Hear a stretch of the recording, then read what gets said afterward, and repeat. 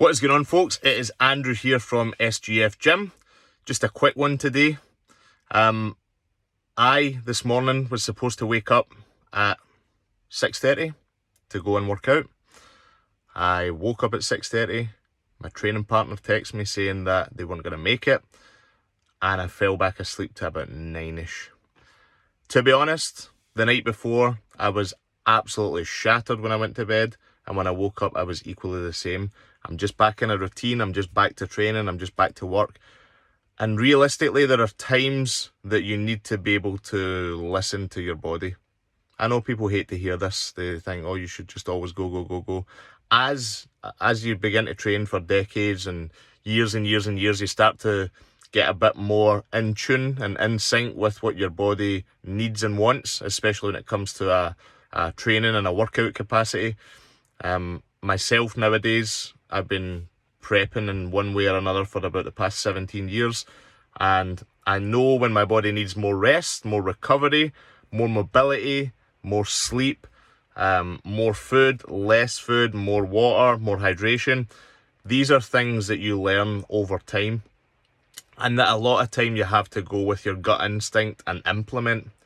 So as much as I am a big advocate for hard training and hard workouts and really pushing yourself, I also have an awareness that there are times where you need to back off just that little bit in order to, as they say, taking one step back to take two steps forward.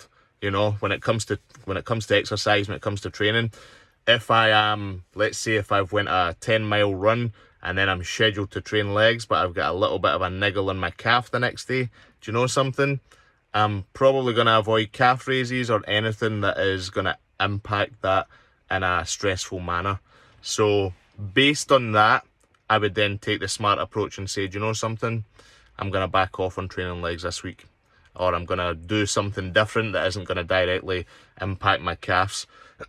That is one of many different examples I could give you like that, but you understand where I'm coming from. There are times where you need to say, do you know what? Yeah, I'll get an extra hour in bed, or I will eat a little bit more for recovery because I know I've got a big workout coming up the next day. Go with your gut instinct. This isn't to give you a hall pass or an opt-out to say you can be lazy, you can miss meals, you can miss workouts. Definitely not. But if you have earned it and you feel as though you have earned the ability to be able to do that and say, do you know what, I'm gonna take a jump out on this one, then by all means do. Because as long as you're taking one step backwards, you need to make sure it's propelling you those two steps forward as well.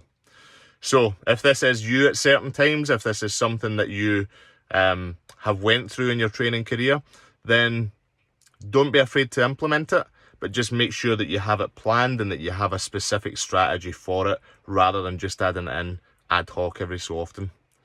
So hopefully that is a quick, helpful tip that you can implement at certain times.